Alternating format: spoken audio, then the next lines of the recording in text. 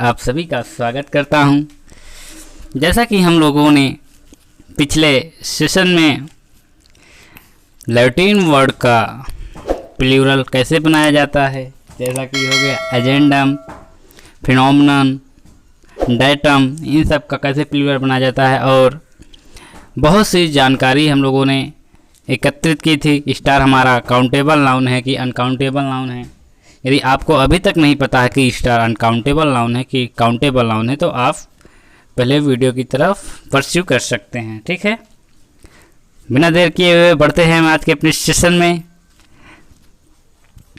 Noun part 2 में। अब जैसा कि हमको नाउन से किसी व्यक्ति या वस्तु का संबंध दिखाना होता है तो हम वहाँ पर साधारणतः गलती कर देते हैं। कभी हम एपोस्ट्रोफी एस का यूज कर देते हैं तो कभी कभी हम एपोस्ट्रोफी एस का यूज कर देते हैं तो कभी ऑफ का यूज कर देते हैं, तो वहाँ पर गलती हो जाता है।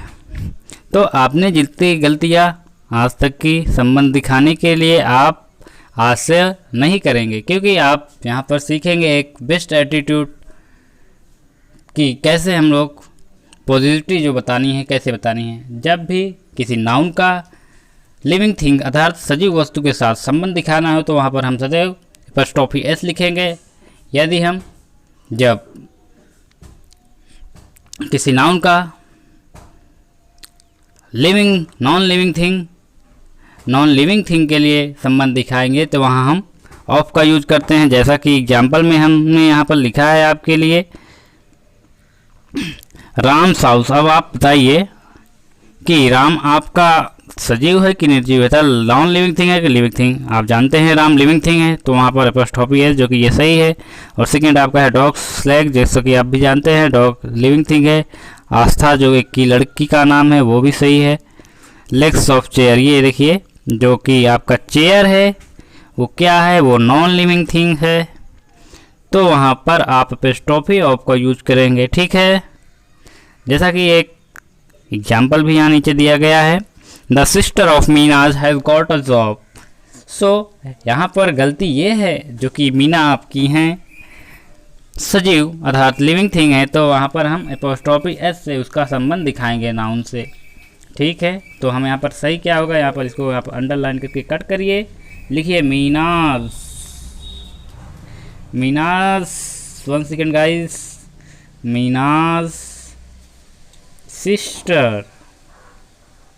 इसी प्रकार से हम ये भी याद रखें सदैव जब भी कभी हमारे नाउन के यथार्थ जो लिविंग थिंग है उनके अंत में यदि यस आए या डबल एस आए, मतलब हिजिंग साउंड जैसे कि आए, तो वहाँ पर हम सदैव एपोस्ट्रोफी एस का यूज ना करके हम सिवाय एपोस्ट्रोफी एस का यूज करते हैं। जैसे कि बॉयज़ स्कूल है, गर्ल्स स्कूल है, हॉर्सेस टेल्स है, जेसस प्रीचिंग है। जैसे कि आप यहाँ पर देख रहे हैं बॉयज़ के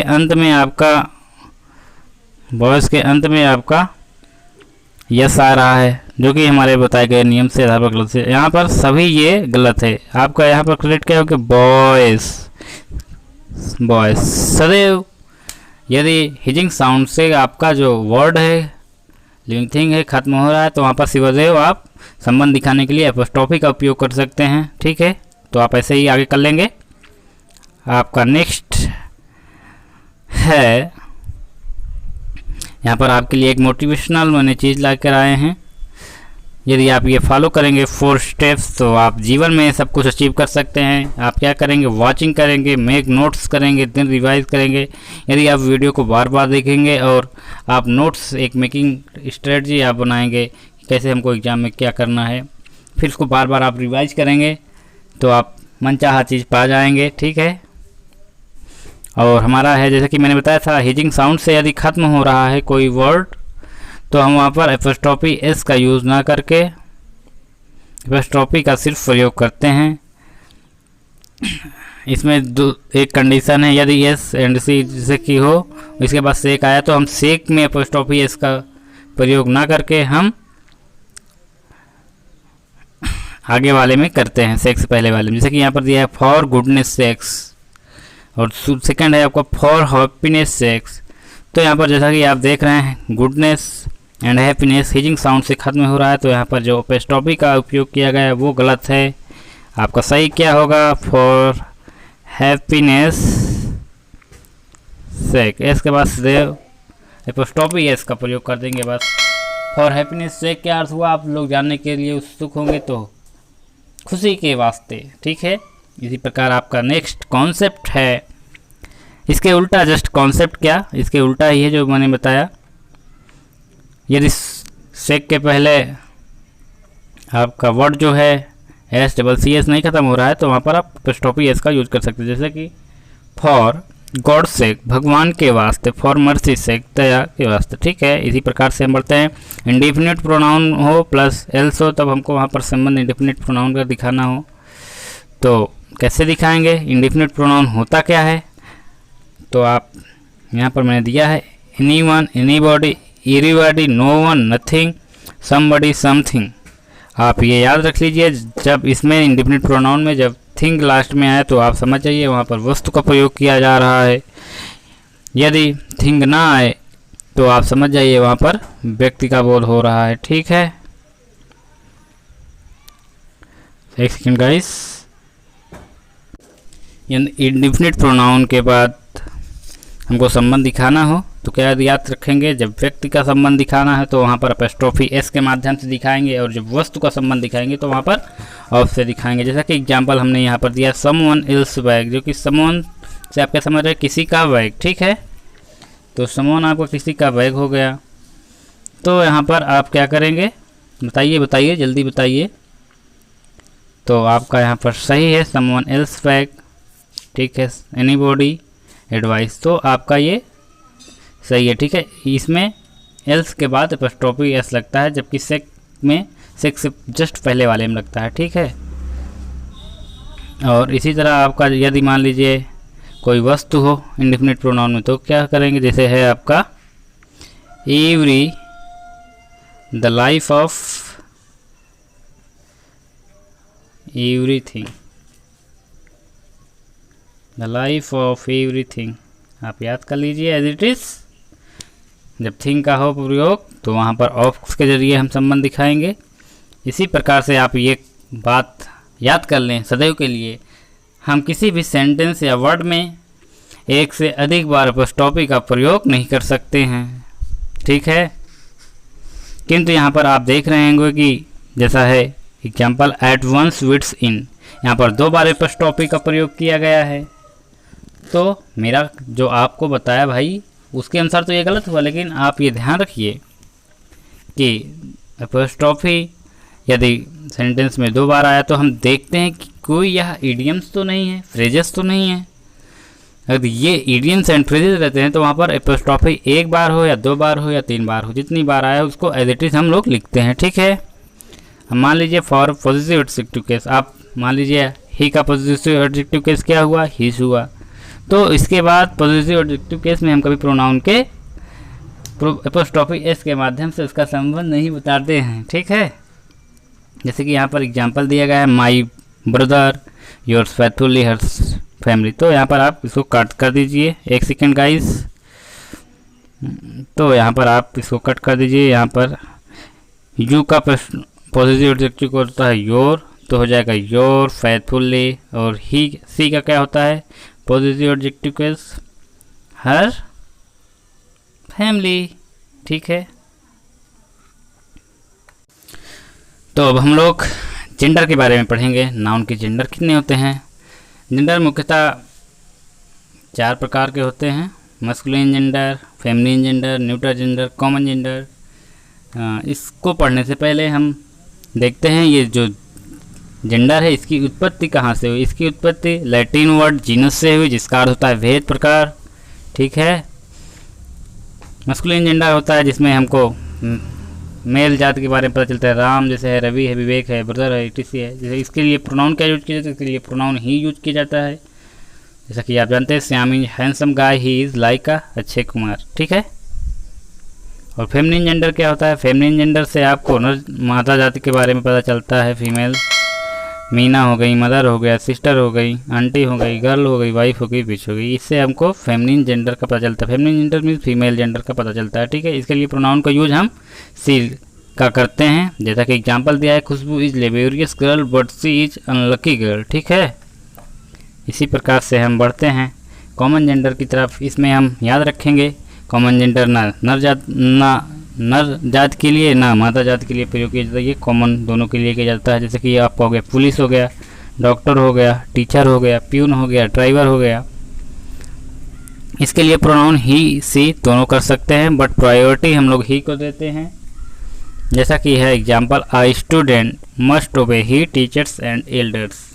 ठीक है, यहाँ पर हम प्रायोरिटी सदैव ही को देते हैं। किंतु यदि आप योजना मैगजीन पढ़ रहे होंगे जो कि मंथली बेसिस पे आपका गवर्नमेंट अवेलेबल कराती है, किंतु फी आपको देना पड़ता है, तो वहाँ पर अब आपको गर्ल और जो आपके बॉयज़ हैं वहाँ पर समानता देने के लिए वो जो प्रोनाउन यूज करता है कॉमन जेंडर का ही सी दोनों उपयोग करता है। ठीक है, आपका चौथा है न्यूट्रल जेंडर। न्यूट्रल जेंडर में क्या होता है, जो चीज़ें नॉन लिविंग थिंग होती है, जैसे कि पेन हो गया, बुक हो गया, हाउस हो गया, टेबल हो गया, चेयर हो गया, गोल्ड हो गया, ट्री हो गया, वाटर इटीसी हो गया। प्रोनाउन इसके लिए क्या उपयोग करते हैं, इट। जब बहुवचन की बात होता है तो दे यूज करते हैं, जैसे कि यहाँ पर दिया गया है, book has its own language. ठीक है, अब बहुत ही महत्वपूर्ण ये चीज़ें हैं आप सभी के लिए, आप इसको एज इट इज़ लिखिए।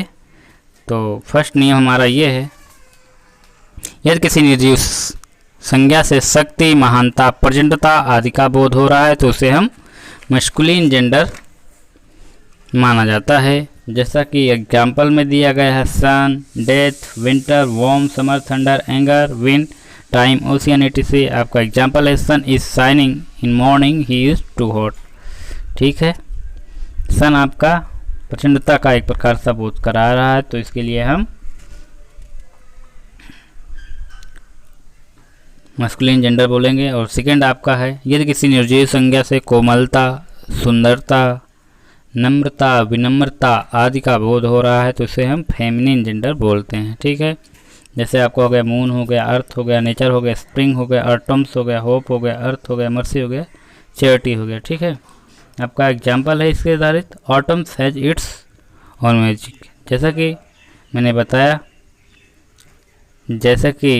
बताया कि इनके लिए हम प्रोनाउन सी का प्रयोग करते हैं। ठीक है, इसी प्रकार से यदि किसी देश के नाम को एक भौगोलिक क्षेत्र के रूप में विचार किया गया हो तो उसे न्यूट्रल जेंडर माना जाता है, क्योंकि किंतु उसका वर्णन सजीव की तरह किया गया है तो उसे फेमिनिन जेंडर माना जाता है।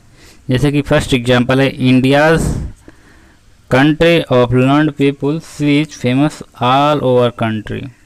यहाँ पर इंडिया का जो है भौगोलिक क्षेत्र में किया गया है, इसलिए यहाँ पर आपका सी नहीं होगा, यहाँ पर आपका इट्स होगा। ठीक है,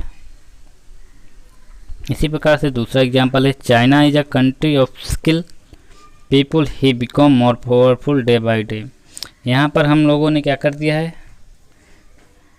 यहाँ पर हम लोगों ने चाइना जो है निर्जीव है, जो कि हम लोगों ने सजीव की तरह किया है, तो इसका लिए हम क्या उपयोग करेंगे बताइए आप लोग। इसके लिए न्यूट्रल जेंडर का प्रयोग करेंगे। ठीक है, न्यूट्रल जेंडर का प्रयोग करने के लिए हम क्या करेंगे, ये हमारा प्रोनाउन नहीं होता, न्यूट्रल जेंडर के लिए इट होता है, जैसे कि आप जानते हैं। ये आपका सही होगा। ठीक है, और आपका ये है बहुत मोस्ट इम्पॉर्टेंट है, इससे एग्जामिनर चुन चुन के क्वेश्चन पूछता है इंग्लिश में। आपका हो गया आर्टिस्ट हो गया, कज़न हो गया, असिस्टेंट हो गया, कुक हो गया, क्लर्क हो गया, डांसर हो गया, टीचर हो गया।